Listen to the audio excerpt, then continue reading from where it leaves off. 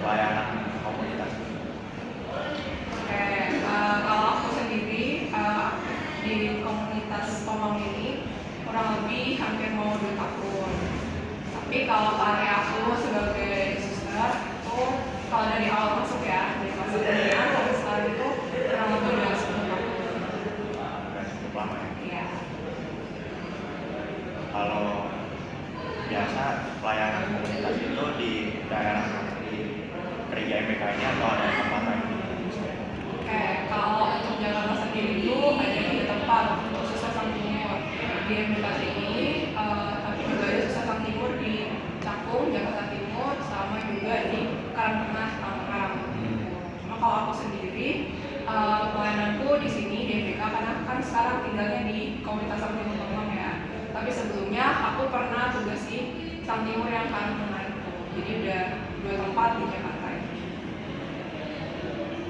Lalu menurut suster bagaimana dari pengalaman hidup suster sendiri tentang kelompok agama minoritas di lingkungan yang mayoritasnya itu agama Islam?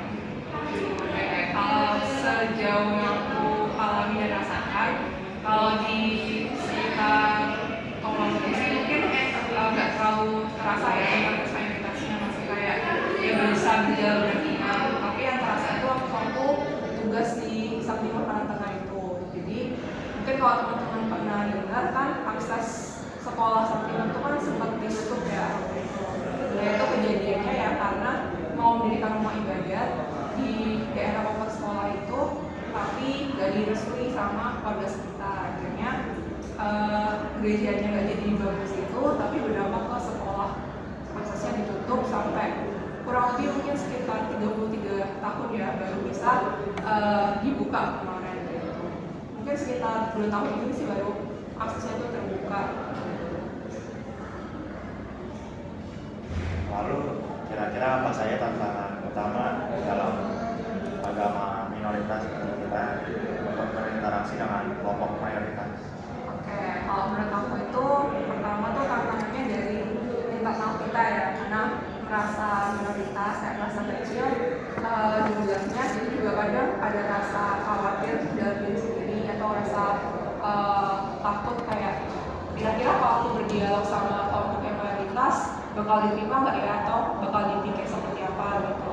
Tapi di sisi lain dari pihak mayoritasnya mungkin mereka merasa bahwa kadang kalau yang terlalu negatif ya bisa merasa lebih meremehkan, mereka kan jumlahnya sedikit atau mereka berbeda dengan kita nih, harusnya mereka tuh bisa gabung sama kita, nggak berbeda seperti itu gitu. Itu bagi yang berpandangan secara negatif. Tapi kalau misalnya secara positif mungkin kalau bisa terjadi dialog gitu yang bisa saling menghargai antara minoritas sama mayoritas.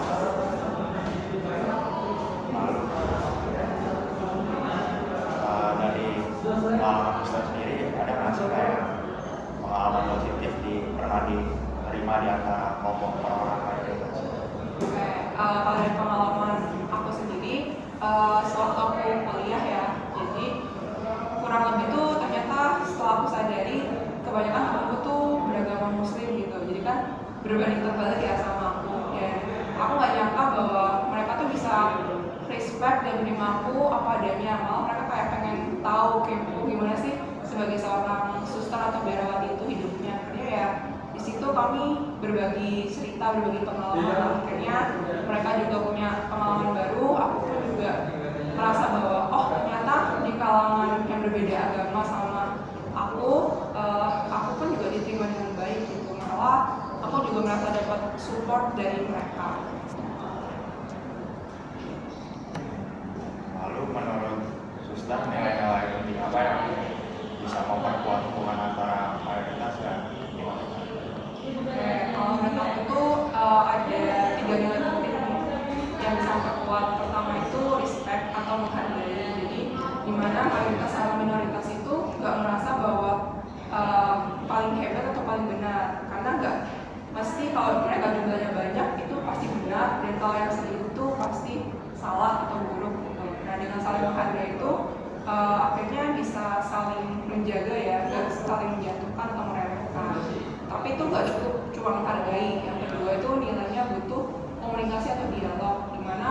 dengan komunikasi itu antara mayoritas dan minoritas kan bisa berbagi pengalaman, berbagi wawasan sehingga saling memahami gitu, nggak salah paham. Dan akhirnya yang ketiga itu ada rasa bela rasa, jadi nggak cuma merasa bahwa aku yang paling susah atau aku yang paling dirugikan, tapi bisa merasakan bahwa orang lain pun juga punya perjuangannya gitu. Jadi ya bisa lebih berdampingan lah dalam menjalani kehidupan ini. Kemudian suster, menurut suster ini bagaimana ajaran agama Katolik mendorong sikap menghargai keberagaman? Oke, kalau dari ajaran agama Katolik sendiri, terutama sejak udah Konsili Vatikan II ya, nah itu dikatakan bahwa keselamatan itu kan milik semua bangsa, milik semua umat, jadi nggak semua hanya umat Katolik aja nih yang diselamatkan, tapi umat di luar Katolik pun diselamatkan. Nah dari situ aja udah muncul nih satu poin bahwa dari sisi pandang Katolik itu menghargai keberagaman gitu.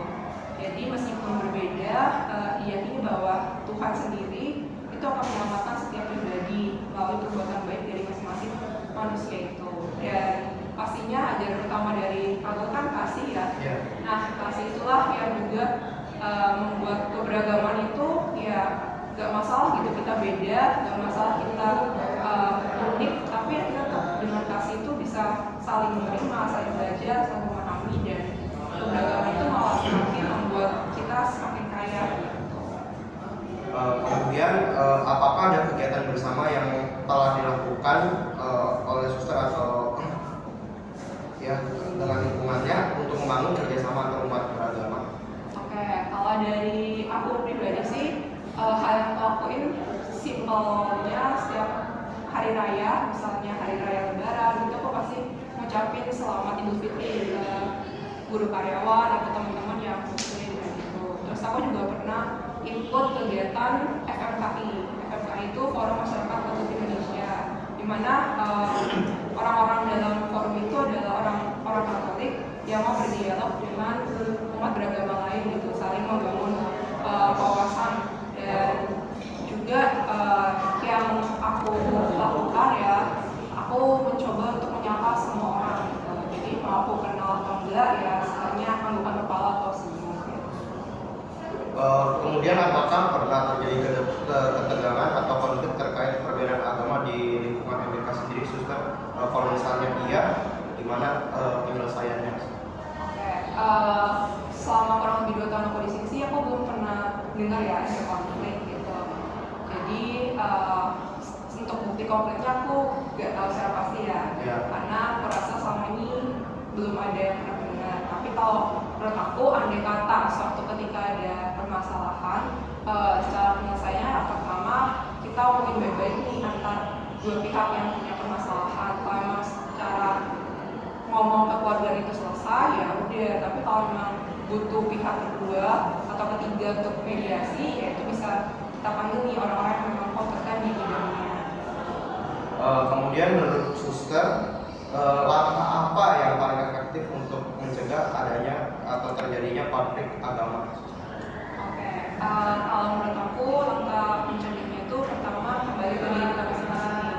Kita harus membangun kesadaran dalam diri kita bahwa boleh berbeda agama, bukan berarti kamu merendahkan agama orang lain atau menganggap agama orang lain itu tidak baik gitu. Karena setiap agama itu pasti mengajarkan kebaikan dan memiliki cara ibadahnya masing-masing. Nah, setelah bangun kesadaran dalam diri sendiri, mencoba untuk bangun dialog ke luar gitu. Jadi nggak cuma bergaul sama yang sama agama, sama budaya atau suku, tapi mencoba berani untuk bertemu dengan orang-orang yang berbeda dengan kita.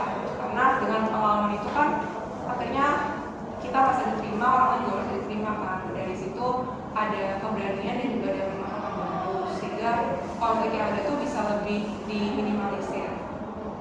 Kemudian kalau menurut suster sendiri, bagaimana peran tokoh agama seperti suster dan masyarakat itu dapat berperan dalam menciptakan perdamaian? Kalau menurut aku peran tokoh agama itu sangat penting ya, karena kan ini paling berkaitan dengan agama. Jadi sebagai tokoh agama itu pasti akan dilihat banyak orang lagi umatnya gitu. Jadi tokoh agama ini pertama lah yang memberi contoh, memberi teladan dulu. misal tokoh agamanya tidak menghormati agama lain, ya pasti mungkin bisa jadi umatnya juga mikir seperti itu gitu. Jadi sebagai sosok tokoh agama ya pasti diwujudkan dengan mencoba membangun toleransi terhadap agama lain dan juga dialog gitu. Kalau misalnya dari tokoh agamanya mengajak untuk bisa mengasihi sesama, mengasihi yang berbeda, pasti umatnya juga pelan-pelan akan belajar dan berlatih untuk mengasihi mereka yang berbeda. Kemudian apa harapan suster untuk hubungan antar umat beragama di Indonesia untuk masa yang ke depan ini? Harapan aku untuk umat antar beragama Indonesia itu semoga bisa semakin lebih rukun lagi. Jadi potensi-potensi konflik yang ada itu bisa diminimalisir gitu. Dan juga bagi kita semua ya coba untuk lebih kritis nih, punya filter. Jadi kalau ada isu, ada berita tuh jangan langsung diterima mentah-mentah, tapi dicari dulu nih buktinya dan jangan mudah kepancing emosi gitu. Jadi kalau misalnya ada penghinaan agama atau apa, jangan langsung yang di depan tuh rasa kesalnya dulu, emosinya dulu, tapi coba nih ditenangkan dulu, dicari jalan keluarnya apa. Karena siapa tahu di balik itu sebenarnya ada maksud tertentu dari kelompok tertentu yang punya kepentingan. Kemudian dari suster sendiri, kira-kira pesan apa yang ingin suster sampaikan kepada kita anak-anak Sang Timur dan generasi muda mengenai hidup dalam keberagaman ini sih? Pesan untuk teman-teman semua, yang pertama tuh pasti coba untuk berani keluar dari zona nyaman. Jadi gak cuma kita berdialog, berkomunikasi, bergaul sama sesama teman yang ada di sekolah Sang Timur atau di lingkup circle pertemanan kalian, tapi coba nih misalnya ketemu orang baru itu coba pertama-tama ya disapa dulu. Habis itu bisa saling berdialog atau mereka yang berbeda ya.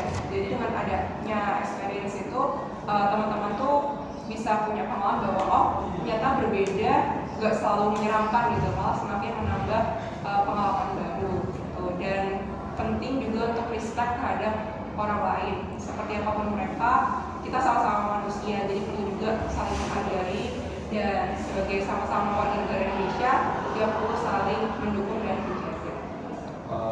Kalau gitu cukup sekian pertanyaan yang dapat kami sampaikan. Terima kasih atas kesediaannya telah meluangkan waktu untuk kami wawancarai. Oke, sama-sama.